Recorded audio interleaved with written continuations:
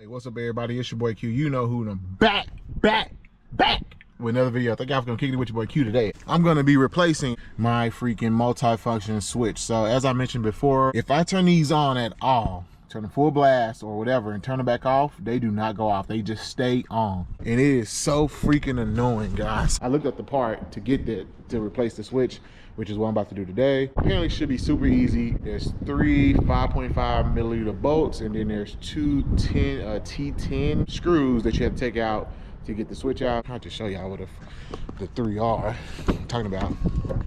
So it's here, those 3, those 1, 2, 3.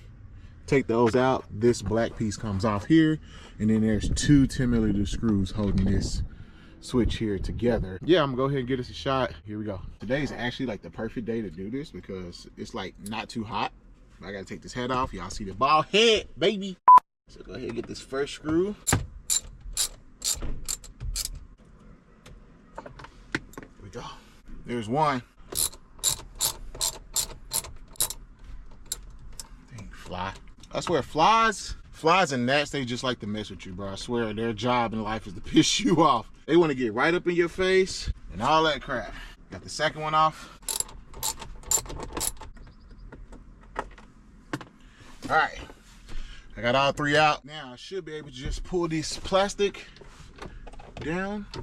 This should come off. Just trying to pull these 2 apart right here, and it should come off. All right, guys.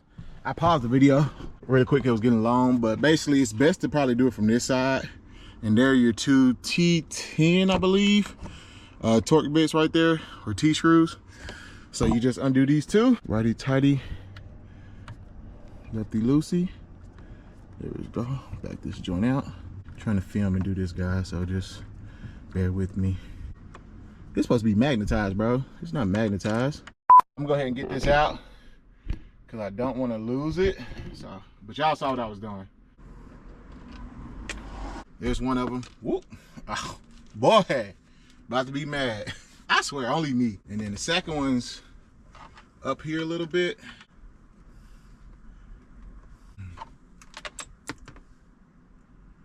Oh, and the second one just fell down. Whew, I thought I lost it. Take this right here and just lift this up. And this should just wiggle on out like that. This should just come on out. There we go. This is the old one. Oh, look at that. That white stuff. Maybe that's some glue. But yep, so this thing was bad, man. So here we go. Get our new one and we just go reverse our steps, put it back in, bro. Oh, dang, did I mix my shoes up? Oh, I did. Another rule of thumb, don't wear white shoes when you're doing a job, bro. Just not a good idea. So here's the new switch right here. It does look and feel a lot better. So go ahead and set this back up in here, just like that. Now, before I tighten it, I do want to test it to make sure everything's working properly. The wipers, they working. Spray, it works. Make sure it cuts off. All right, high beams. Oh, that was, I hope that was courtesy wipe. Flasher works. Turn signals.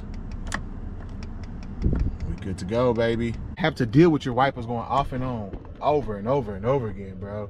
So annoying. All right, now I'm just gonna go ahead and put everything back together and that'll be it. All right, guys, just like that, I'm done. Everything's all back together. Got the new switch in here. Looks pretty good. Feels good too, I'm gonna be honest with you.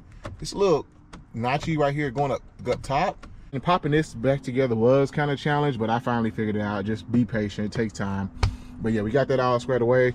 Everything works good. Literally took me 20 minutes to do it. And guys, y'all know me, y'all know my channel. If I can do it, y'all can do it, because I am not the handiest person. I just know a little bit, but other than that, I usually don't attempt stuff. But that was pretty easy. Now I'm happy. I won't have to be worried about going down to freaking 75 in the middle of the summertime, 100 degrees, and my windshield wiper just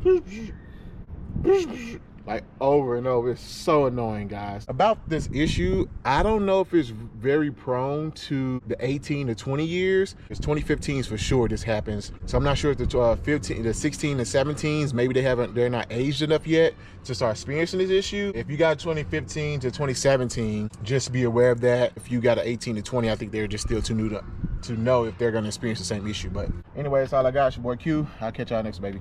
Peace. Too lost with the webs I'm weaving.